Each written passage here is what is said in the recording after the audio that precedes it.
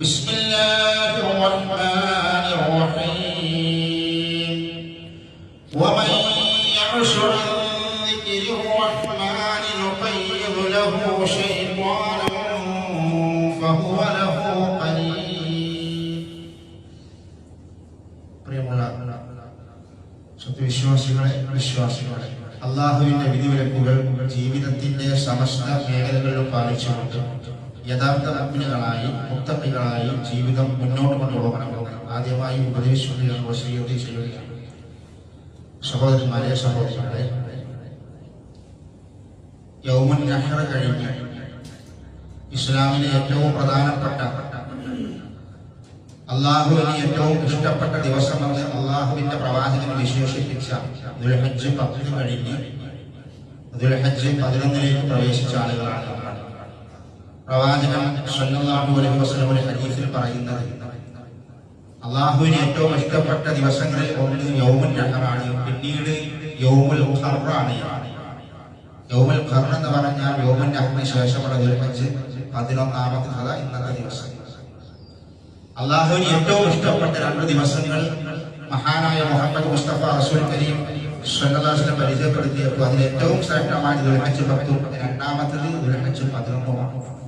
ഈ 2 ദിവസവും അള്ളാഹുവിന്റെ അടുക്കൽ ശ്രേഷ്ഠമായ ദിവസമായി റസൂലുള്ളാഹി സ്വല്ലല്ലാഹു അലൈഹി വസല്ലം പഠിപ്പിച്ചു. അത് അള്ളാഹുവിന്റെ വഹയി പ്രകാരം നമ്മളെ പഠിപ്പിച്ചതാണ്. അയ്യാമു തശ്രീഖ് എന്നാണ് ദുൽഹജ്ജ് മാസത്തെ 10ാമത്തെ ദിവസം. ബലിപെരുന്നാൾ കഴിഞ്ഞാൽ ബാക്കിയുള്ള 3 ദിവസങ്ങൾക്ക് അയ്യാമു തശ്രീഖ് എന്നാണ് പറയുന്നത്. ആ 3 ദിവസങ്ങളും നമ്മളെ സംബന്ധിച്ചിടത്തോളം പെരുന്നാളാണ്. ഇസ്ലാമിലെ ദുൽഹജ്ജ് 10 കഴിഞ്ഞാൽ ബാക്കി വരുന്ന 3 ദിവസവും നമുക്ക് പെരുന്നാളാണ്. അത് ഇബാദത്താണ്, വളരെ പ്രധാനപ്പെട്ട ദിവസങ്ങളാണ്. തക്ബീറുകൾ മുഴക്കേണ്ട, തക്ബീറും തഹ്മീദും തഹ്ലീലും ഒക്കെ നമ്മൾ നമ്മുടെ നാവിലൂടെ ഉച്ചരിക്കേണ്ട, മുഴക്കേണ്ട ദിവസങ്ങളാണ് ഈ അയ്യാമു തശ്രീഖിന്റെ ദിവസങ്ങൾ എന്ന് പറയുന്നത്. അതുപോലെ തന്നെ ഇമാം മുസ്ലിം റഹിമഹുല്ലാഹ് തന്റെ സ്വഹീഹിൽ രേഖപ്പെടുത്തിയ ഹദീസിൽ റസൂലുള്ളാഹി സ്വല്ലല്ലാഹു അലൈഹി വസല്ലം ഈ ദിവസത്തിന്റെ മഹത്വങ്ങളെ കുറിച്ച് പഠിപ്പിച്ചുകൊണ്ട് ഇങ്ങനെ കാണാൻ കഴിയും. നോമ്പ് നോൽക്കൽ അള്ളാഹുവിന് ഏറ്റവും ഇഷ്ടപ്പെട്ടതാണ്. നോമ്പെന്ന് പറയുമ്പോൾ പ്രഭാതം മുതൽ പ്രദോഷം വരെ നമ്മൾ ഭക്ഷണപാനീയങ്ങൾ ഒഴിവാക്കുക. നോമ്പ് ഹറാമായ ദിവസമാണ് ഈദുൽ ഫിത്ർ, ചെറിയ പെരുന്നാൾ ദിവസം. ശവ്വാൽ 1 നോമ്പ് ഹറാമാണ്. ഹറാമെന്ന് പറഞ്ഞാൽ പിന്നെ അത് വലിയ കുറ്റം, നോമ്പെടുക്കാൻ പാടില്ല. കുറ്റം കിട്ടുന്നത് മാത്രമല്ല, ഹറാമാണ്, വലിയ കുറ്റമാണ്. പെരുന്നാൾ ദിവസം നോമ്പനുഷ്ഠിക്കണം, ശവ്വാൽ 1. അതുപോലെ അള്ളാഹുവിന്റെ പ്രവാചകൻ സ്വല്ലല്ലാഹു അലൈഹി വസല്ലം പഠിപ്പിച്ച ദിവസമാണ് ദുൽഹജ്ജ് 10 അഥവാ ബലി പെരുന്നാൾ ദിവസം നോമ്പനുഷ്ഠിക്കൽ ഹറാമാണ്. അതിന്റെ കൂടെ റസൂലുള്ളാഹി ദുൽഹജ്ജ് 11, 12, 13 നോമ്പെടുക്കൽ ഹറാമാണ്. കാരണം അതൊക്കെ അയ്യാമു തശ്രീഖിന്റെ ദിവസങ്ങളാണ്. എന്നിട്ട് അല്ലാഹുവിന്റെ റസൂൽ ആ ഹദീസിൽ പറയുന്നു, അയ്യാമു തശ്രീഖ് അയ്യാമു അക്ലിൻ വശുർബ്. ഈ ദിവസങ്ങളുടെ പ്രത്യേകത, ഇത് തിന്നാനും കുടിക്കാനുള്ള ദിവസമാണ്. അത് നോമ്പ് പാടില്ല. റസൂലുള്ളാഹിന്റെ ഹദീസാണ് അയ്യാമു അക്ലിൻ വശുർബ്. പെരുന്നാളാണ്, സന്തോഷമാണ്. 10, 11, 12, 13 ഒക്കെ നമുക്ക് ആഘോഷവും സന്തോഷവുമാണ്. ആ സമയത്ത് അല്ലാഹുവിന്റെ റസൂൽ പറഞ്ഞു, അക്ൽ വശുർബ്, നിങ്ങൾക്ക് ഭക്ഷണം കഴിക്കാനും കുടിക്കാനുമുള്ള ദിവസങ്ങളാണത്. അതിന്റെ കൂടെ റസൂൽ ഒന്നുകൂടെ ചേർത്ത് പറഞ്ഞു, അതിന്റെ കൂടെ അല്ലാഹുവിനെ ഓർക്കേണ്ട ദിവസങ്ങൾ കൂടി. തീറ്റി കൂടി മാത്രമല്ല, അല്ലാഹുവിനെ കുറിച്ച് ഓർക്കേണ്ട, സ്മരിക്കേണ്ട ദിക്റുകൾ നിരന്തരമായി നിലനിർത്തേണ്ട ദിവസങ്ങളാണ് അയ്യാമു തശ്രീഖിന്റെ ദിവസങ്ങൾ എന്ന് റസൂലുള്ളാഹി സ്വല്ലല്ലാഹു അലൈഹി വസല്ലം ഹദീസിൽ പഠിപ്പിക്കുന്നു. അതുകൊണ്ട് നമ്മുടെ നാവിലൂടെ അല്ലാഹു അക്ബർ, അല്ലാഹു അക്ബർ, അല്ലാഹു അക്ബർ, ലാ ഇലാഹ ഇല്ലല്ലാഹു അല്ലാഹു അക്ബർ, അല്ലാഹു അക്ബർ വലില്ലാഹിൽ ഹംദ് എന്നുള്ളത് അയ്യാമു തശ്രീഖിന്റെ അവസാന സമയം വരെ വന്നുകൊണ്ടിരിക്കണം. പ്രത്യേക സമയങ്ങളൊന്നുമില്ല, നമസ്കാരങ്ങൾക്ക് ശേഷം എന്നതൊന്നുമില്ല. അയ്യാമു തശ്രീഖ് എപ്പോഴും ചെല്ലണം. ചില ആളുകൾ മനസ്സിലാക്കിയത് ഫർദ് നമസ്കാരങ്ങൾക്ക് ശേഷം ശേഷം അങ്ങനെയല്ല, എപ്പോഴും ചെല്ലാം. ഫർദിന് ശേഷം ചെല്ലാം, അതിന് മുമ്പും ചെല്ലാം, സുന്നത്തിന് ശേഷവും ചെല്ലാം, വീട്ടിലും ചെല്ലാം, അങ്ങാടിയിലും ചെല്ലാം. അയ്യാമുൽ തശ്രീഖിന്റെ ഈ ദിവസങ്ങളിലൊക്കെ എല്ലാ സന്ദർഭത്തിലും നമുക്ക് എന്ത് ചെയ്യാം?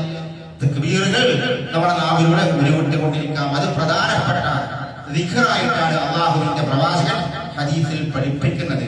ഹജ്ജിന്റെ കർമ്മങ്ങളെ കുറിച്ച് പറഞ്ഞപ്പോൾ അല്ലാഹു ഖുർആനിൽ പറഞ്ഞു, ഫഇദാ ഖദൈതും മനാസികകും ഫദ്കുറുല്ലാഹ കദിക്രികും ആബാകും ഔ അശദ്ദ ദിക്റാ.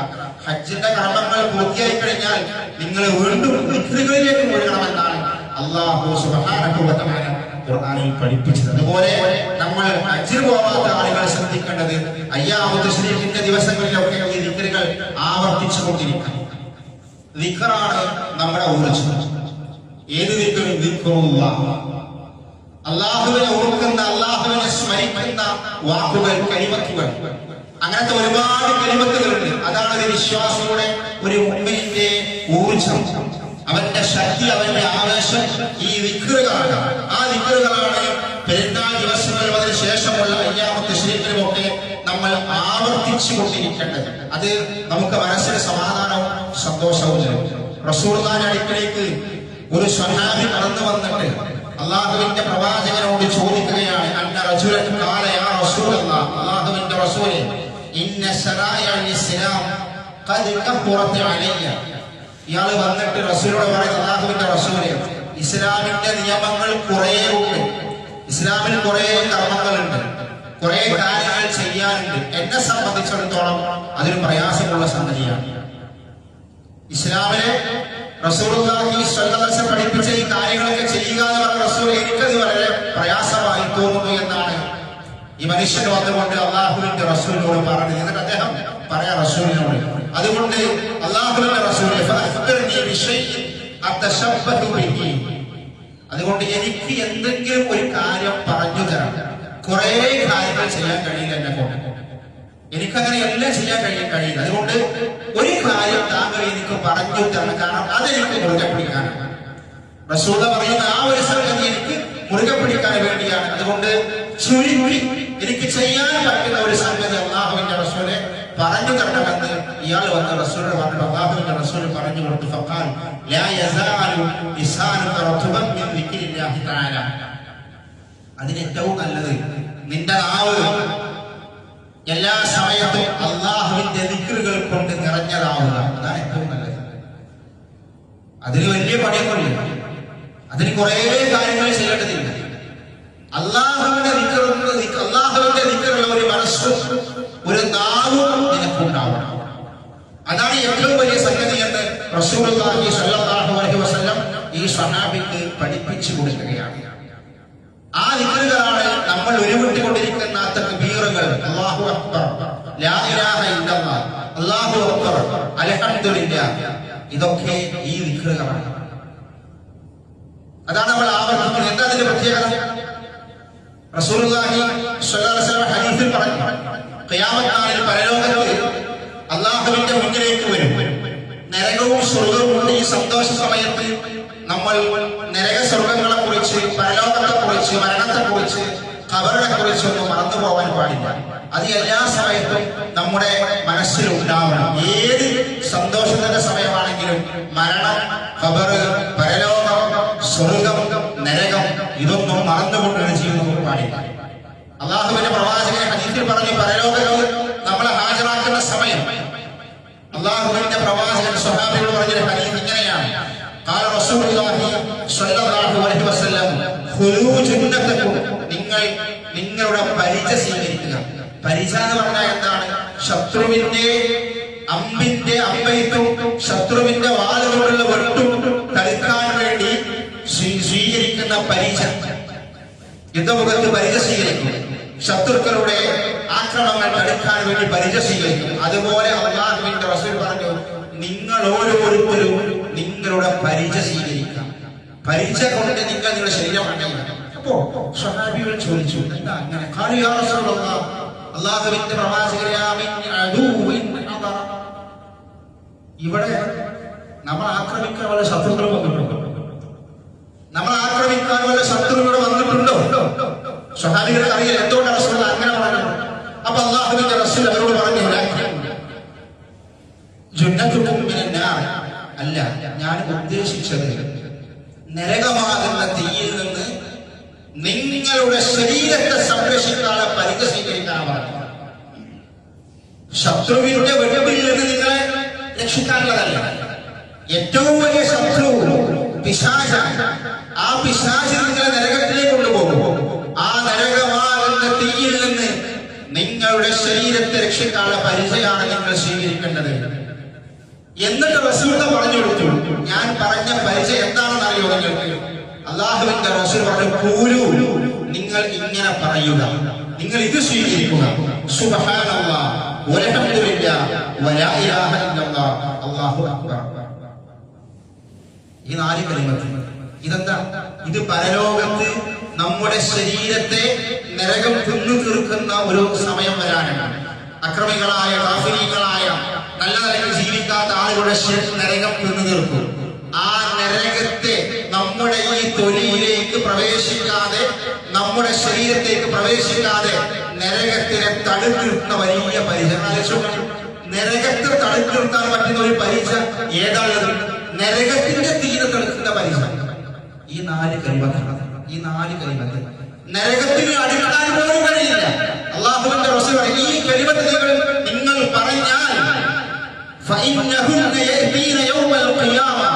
ഖിയാമത്ത് നാളിൽ ഈ 4 കലിമത്തുകൾ വരും. പരലോകത്ത് ഈ 4 കലിമത്തുകൾ വരും. എങ്ങനെ? മുഅഖിബാത്തുൻ മുനജ്ജിയാത്തുൻ വഹുന്നൽ ബാഖിയാത്തുസ് സ്വാലിഹാത്ത്. ഈ കലിമത്തുകളാണ് ബാഖിയാത്തുസ് സ്വാലിഹാത്ത്. എന്നൊന്നും നമുക്ക് രക്ഷയായിട്ട് അവശേഷിക്കുന്ന കലിമത്തുകളാണ് ഈ 4 ദിക്റുകൾ. ഇത് നരകമോചനം നൽകുന്ന ദിക്റാണ്. ഇത് നരകത്തിൽ നിന്ന് നമ്മുടെ ശരീരത്തെ പ്രൊട്ടക്ട് ചെയ്യുന്ന പരിചയമാണ് എന്ന് അല്ലാഹുവിന്റെ പ്രവാചകൻ സ്വല്ലല്ലാഹു അലൈഹി വസല്ലം ഹദീസിൽ പഠിപ്പിക്കുന്നു. അല്ലാഹു അക്ബർ, അല്ലാഹു അക്ബർ, ലാ ഇലാഹ ഇല്ലല്ലാഹു, അല്ലാഹു അക്ബർ, അല്ലാഹു അക്ബർ, വലില്ലാഹിൽ ഹംദ്, സുബ്ഹാനല്ലാഹ്, അൽഹംദുലില്ലാഹ്, അല്ലാഹു അക്ബർ. അതൊക്കെ സംഗമിക്കുന്ന ദിക്റാണ് ഈ തക്ബീറിന്റെ ദിക്റുകൾ. സുബ്ഹാനല്ലാഹ്, അൽഹംദുലില്ലാഹ്, എല്ലാം തൗഹീദുമായി ബന്ധപ്പെട്ടതാണ്. അല്ലാഹുവിന്റെ വഹദാനിയത്തുമായി ബന്ധം. അല്ലാഹു അക്ബർ എന്ന തൗഹീദാണ്, സുബ്ഹാനല്ലാഹ് തൗഹീദാണ്, ലാ ഇലാഹ ഇല്ലല്ലാഹ് തൗഹീദാണ്. എല്ലാം തൗഹീദുമായി ബന്ധപ്പെട്ട ദിക്റാണ്. അതുകൊണ്ടാണ് അത് നരകത്തിന് മോചനമെന്ന് അല്ലാഹുവിന്റെ റസൂൽ ഹദീസിൽ പഠിപ്പിക്കുന്നത്. അത് നമ്മൾ മുറുകെ പിടിക്കും. അത് എപ്പോഴും ചൊല്ലിക്കൊണ്ടിരിക്കണം. അത് പരലോകത്ത് നരകത്തിന്റെ പ്രൊട്ടക്ഷനാണ് എന്ന് അല്ലാഹുവിന്റെ റസൂൽ പഠിപ്പിക്കുന്നു. എന്താണ് ഈ അല്ലാഹു അക്ബർ? അല്ലാഹു അക്ബർ എന്ന് പറഞ്ഞാൽ അല്ലാഹു വലിയവൻ എന്നല്ല. സാധാരണ ആളുകൾ അങ്ങനെ അർത്ഥം വെക്കാറുണ്ട്. പിന്നെയോ ആ അർത്ഥം മഹാ അബദ്ധവും അപകടവുമാണ്. അല്ലാഹു വലിയവൻ എന്നല്ല, അതിന് അല്ലാഹു കബീർ എന്നാ പറയും. അല്ലാഹു അക്ബർ എന്ന് പറഞ്ഞാൽ അല്ലാഹു ഏറ്റവും വലിയവനാണ് എന്നാണ്. അത് അറബി ഭാഷ അറിയാത്തത് കൊണ്ട് വരുന്ന ചില അപകടങ്ങളാണ്. അല്ലാഹു വലിയവൻ എന്നാൽ അതിന് കബീർ എന്നാ പറയുന്നത്. അക്ബർ എന്ന് പറഞ്ഞാൽ ഏറ്റവും വലിയവൻ. പിന്നീട് അതിന് മുകളിലേക്ക് മറ്റൊരാളില്ല, അതാണ് അക്ബർ. അറബി ഭാഷയിൽ അഫ്ആൽ വസീർ എന്ന് പറയും. അതിന്റെ സൂപ്പർലേറ്റീവ് ഡിഗ്രി അതിനപ്പുറത്തേക്കില്ല. അക്ബറാണ് അല്ലാഹു, വലിയവനല്ല, ഏറ്റവും വലിയവൻ. ആ തക്ബീർ കേൾക്കാൻ എന്തൊരു ചെവികൾക്ക് അത് കേൾക്കുമ്പോൾ എന്തൊരു ആനന്ദമാണ്, മനസ്സിനൊരു സുഖമാണ്. അല്ലാഹു അക്ബർ എന്ന് ബാങ്കിന്റെ സമയത്ത് കേൾക്കുമ്പോൾ, തക്ബീറുകൾ കേൾക്കുമ്പോൾ ഒരു മുഅ്മിനിന്റെ മനസ്സിന് അതൊരു ജീവൻ, ഒരു സന്തോഷം. ഈമാനുള്ള മനുഷ്യന്റെ മനസ്സിൽ ഈ തക്ബീർ കേൾക്കുമ്പോൾ ഒരു സന്തോഷവും ഒരു ജീവനും ആവേശവും. അതാണ് അല്ലാഹു അക്ബർ.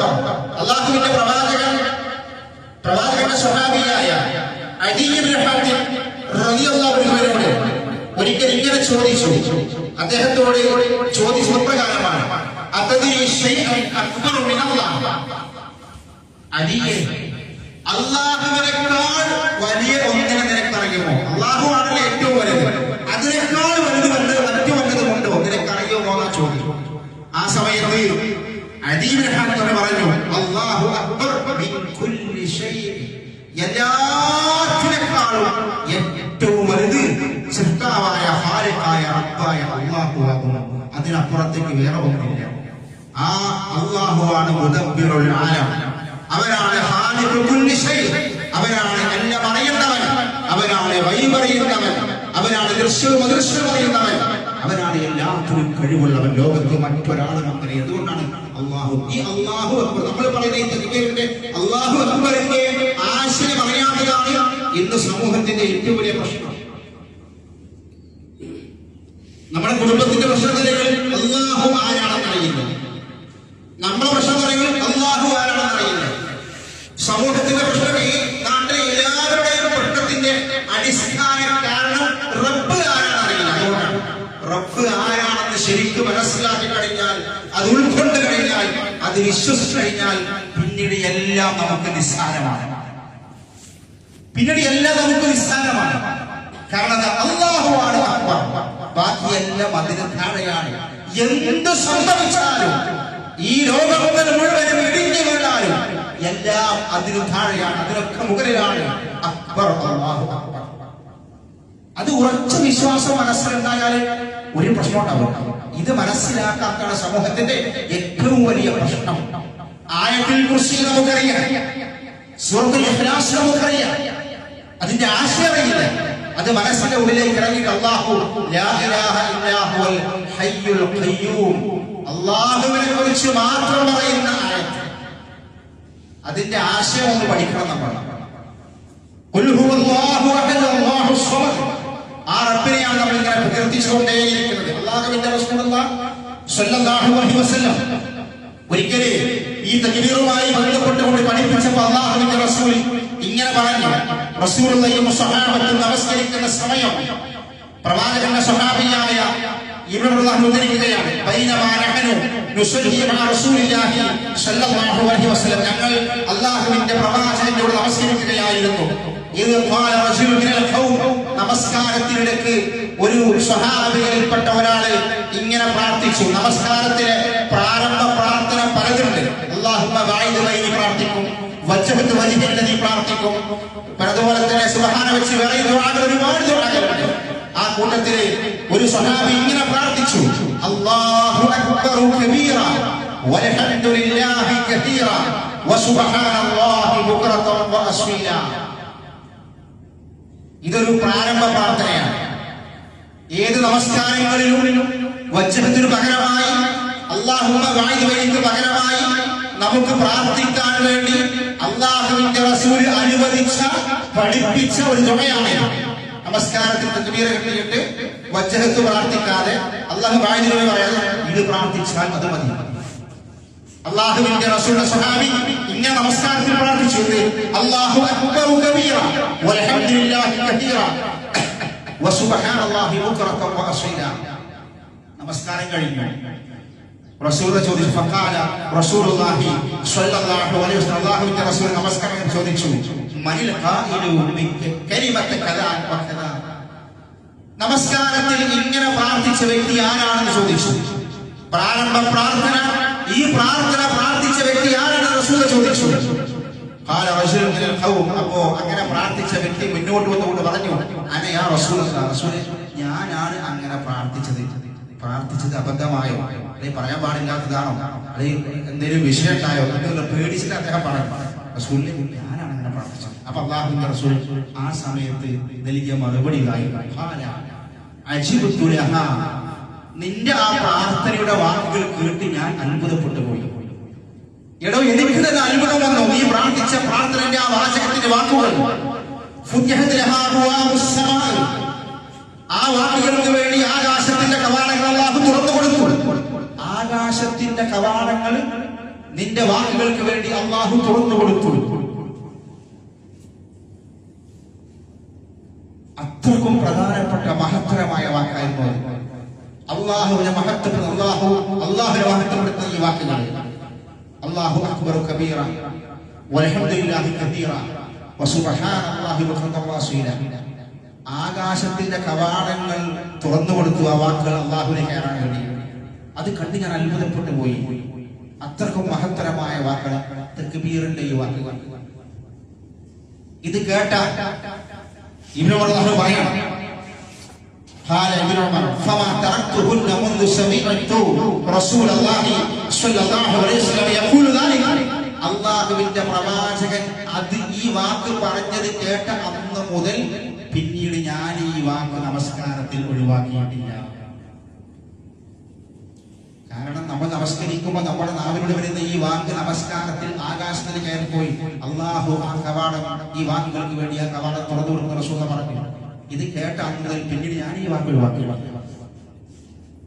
എന്താ അതിന്റെ മഹത്വം? അല്ലാഹു അക്ബർ. അതാണ് അല്ലാഹു അക്ബർ. അത്രയും മഹത്വമുള്ള തക്ബീറിന്റെ ധ്വനികളാണ് അയ്യാമു തശ്രീഖിന്റെ ഈ സമയത്ത്, ഈ സാഹചര്യത്തിൽ സഹോദരന്മാരെ നമ്മൾ മുറുകെ പിടിക്കേണ്ടത്. പിശാച് തളർന്നു പോകുന്ന വാക്കാണ് ശൈത്താൻ. ശൈത്താനെ പിടിച്ചു കിട്ടാൻ പറ്റിയ ഏറ്റവും വലിയ വാക്കതാണ് അല്ലാഹു അക്ബർ. ശൈത്താന്റെ ദുഃഖവും ദേഷ്യവും ഈ വാക്കിൽ കേൾക്കണം. അതുകൊണ്ടാണ് ഞാൻ പറഞ്ഞത്, ഒരു ഈമാനുള്ള മുഅ്മിനിന്റെ മനസ്സിൽ ഈ വാക്ക് കേൾക്കുമ്പോൾ ഭയങ്കര ആവേശമാണ്. അല്ലാഹു അക്ബർ കേൾക്കുമ്പോൾ ഒരു സന്തോഷമാണ്. ബാങ്ക് കേൾക്കുമ്പോൾ നമ്മൾ മിണ്ടാതിരിക്കും. എന്താണ്? അതൊരു അദബാണ്, അതൊരു മര്യാദയാണ്.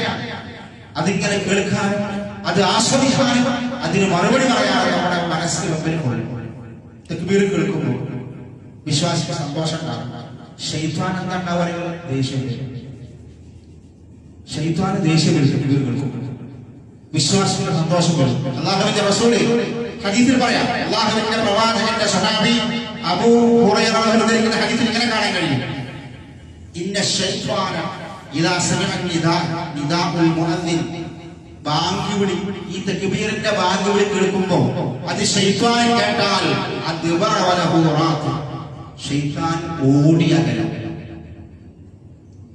ശൈത്താനെ പിൻഭാഗത്തിലൂടെ കിഴുവാനുകൊണ്ട് ശബ്ദമുണ്ടാക്കി ഈ ബാങ്കിന്റെ വാക്കുകൾ കേൾക്കാതിരിക്കാൻ വേണ്ടി ശബ്ദമുണ്ടാക്കി കിഴുവാനുകൊണ്ട് പിശാചി ഓടിയകലെ വന്ന് അല്ലാഹുവിന്റെ റസൂൽ പറഞ്ഞു, ബാങ്ക് കേൾക്കും. എല്ലാ പള്ളിയിൽ നിന്നും ഇങ്ങനെ കേൾക്കും ബാങ്കുലികൾ. ഇതൊരു രസമാണ്, ഇതൊരു സുന്ദരമാണ്. അത് ശൈത്താൻ സഹിക്കൂല, ശൈത്താൻ ഓടിയാകല. എന്നിട്ട് അല്ലാഹുവിന്റെ റസൂൽ പറയാം, ഫൈദാ സകതൽ മുനാദി അൻ ദിക്രില്ലാ, ആ ബാങ്ക് അവസാനിച്ചാൽ ശൈത്താൻ വരും. ബാങ്ക് കൊടുത്ത് അവസാനിക്കുമ്പോൾ ശൈത്താൻ ഇങ്ങോട്ടേ വരും. പിന്നെ നമ്മളൊക്കെ എന്ത് ചെയ്യും? നമുക്ക് വസ്വാസം കാണും. ഇവിടുന്ന് ബാങ്ക് കൊടുക്കുമ്പോൾ ശൈത്താൻ പോകും, വീണ്ടും ശൈത്താൻ കടന്നു വരും. നമ്മുടെ മനസ്സിൽ വസ്വാസവും പ്രയാസങ്ങളും ഉണ്ടാകും.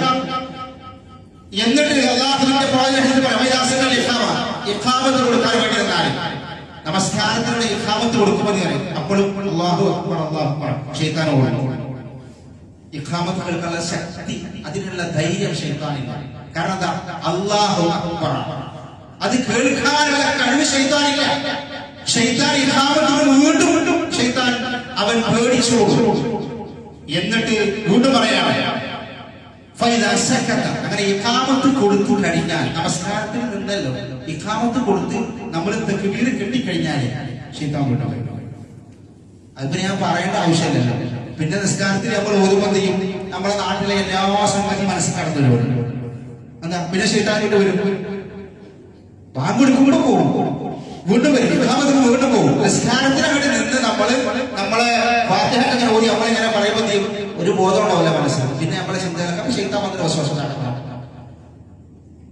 അത്രക്കും ശക്തിയുള്ള വാക്കാണ് അല്ലാഹു അക്ബർ അല്ലാഹു അക്ബർ ലാ ഇലാഹ ഇല്ലല്ലാഹു അല്ലാഹു അക്ബർ അല്ലാഹു അക്ബർ വലില്ലാഹിൽ ഹംദ് എന്നുള്ളത്. അതിന്റെ ഓരോ രൂപത്തിലും ആ ശക്തിയും മഹത്വവും കൊണ്ടാണ് അല്ലാഹുവിന്റെ രണ്ടാമത്തെ ഭാഗം ലാ ഇലാഹ ഇല്ലല്ലാഹയാണ്. ലാ ഇലാഹ ഇല്ലല്ലാഹ മുറുകെ പിടിച്ച് ജീവിക്കാത്ത ഒരാൾക്കും സ്വർഗ്ഗമില്ല. ഇവരെ പറയേണ്ട ആവശ്യമില്ല. അവസാനത്തെ വാക്ക് കലിമത്ത് തൗഹീദ് ലാ ഇലാഹ ഇല്ലല്ലാഹയാണെങ്കിൽ അവൻ സ്വർഗ്ഗത്തിലാണെന്ന് അല്ലാഹുവിന്റെ റസൂൽ ഹദീസിൽ പഠിപ്പിച്ചു.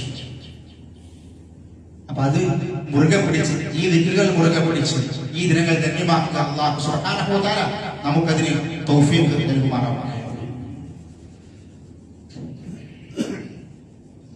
അൽഹംദുലില്ലാഹിൽ വാഹിദിൽ ഖഹാർ അൽ അസീസുൽ ഗഫാർ മുകബ്ബിറുൽ അലീം അമ്മാ ബഅദ് അത്തഖുല്ലാഹ ഇബാദല്ലാഹ്. ഒരിക്കൽ കൂടി അല്ലാഹുവിന്റെ വിധിവിലക്കുകൾ ജീവിതത്തിന്റെ സമസ്ത മേഖലകളും പാലിച്ചുകൊണ്ട് യഥാർത്ഥ മുഅ്മിനുകളായി മുത്തഖികളായി ജീവിതം മുന്നോട്ട് കൊണ്ടുപോകണമെന്ന് ഉപദേശിക്കുകയാണ്, വസിയ്യത്ത് ചെയ്യുക. സഹോദരന്മാരെ, സഹോദരികളെ, വളരെ പ്രധാനപ്പെട്ട ചില കാര്യങ്ങൾ. നമ്മളൊക്കെ കുടുംബമായി ജീവിക്കുന്ന ആളുകളാണ്. നമ്മൾക്കൊക്കെ ഭാര്യയും ഭർത്താവും മക്കളും സഹോദരി സഹോദരന്മാരും ഒക്കെ ഉള്ള ആളുകളാണ്. നമ്മുടെ മക്കളുടെ വിദ്യാഭ്യാസത്തിന്റെ ഓരോ കാര്യങ്ങളും പ്രത്യേകം ശ്രദ്ധിക്കുന്ന സമയമാണ് ഈ ജൂൺ മാസം, ജൂലൈ മാസം എന്നൊക്കെ പറയുന്നത്. ഈ മാസത്തിൽ റിസൾട്ട് വരും. SSLC റിസൾട്ട് വന്നു, +2 റിസൾട്ട് കഴിഞ്ഞ ദിവസങ്ങളിൽ വന്നു. ഈ സമയത്ത് SSLCക്ക് ശേഷം എന്ത് പഠിക്കണം, +2 ശേഷം എന്ത് പഠിക്കണം എന്നൊക്കെ കുട്ടികളും രക്ഷിതാക്കളും ഒക്കെ തീരുമാനിക്കുന്ന സമയങ്ങളാണ്. ഹലാലായ നല്ല രൂപത്തിലുള്ള ഏത് കോഴ്സും നമ്മുടെ മക്കൾക്ക് പഠിക്കാം. അവർക്ക് കഴിയുന്ന, അതിന് താല്പര്യമുള്ള, അവരെ കൊണ്ട് കഴിയുന്ന കോഴ്സുകൾ അവർക്ക് നമ്മൾ അതിനുള്ള സൗകര്യങ്ങൾ ചെയ്തു കൊടുക്കണം.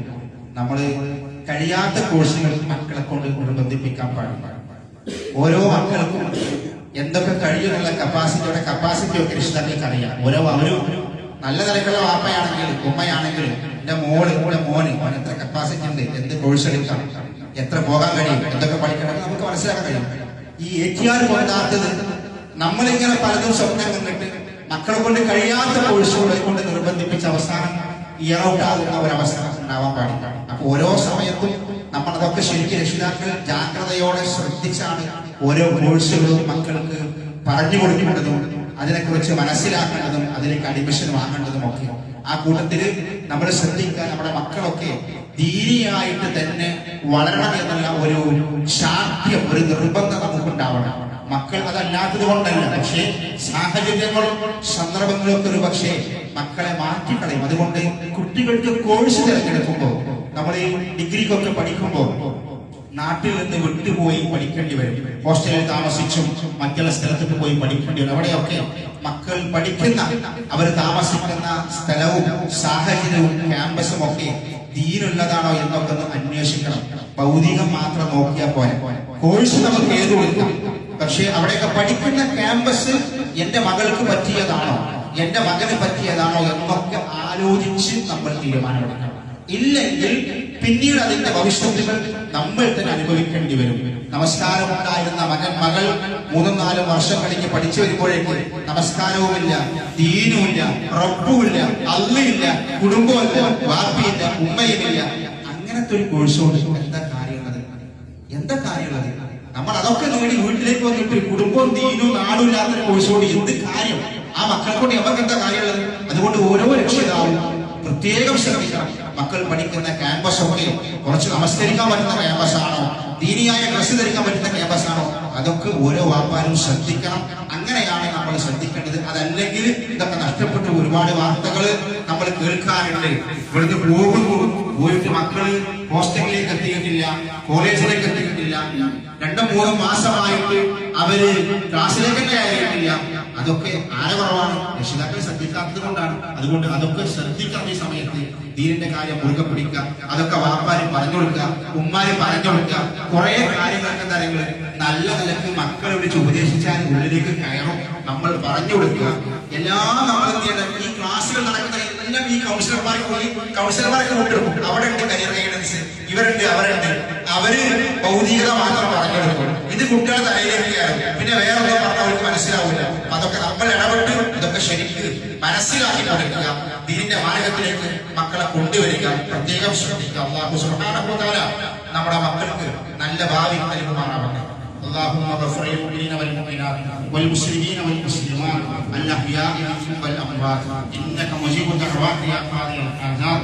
اللهم اجرنا من النار، اللهم اجرنا من النار. اللهم اعز الاسلام والمسلمين واذل الشرك والمشركين. اللهم يا مقلب القلوب ثبت قلوبنا على دينك. اللهم توفنا مسلما والحقنا بالصالحين. ربنا آتنا في الدنيا حسنة وفي الآخرة حسنة وقنا عذاب النار. آمين آمين برحمتك يا أرحم الراحمين. والحمد لله رب العالمين. اللهم صل على محمد.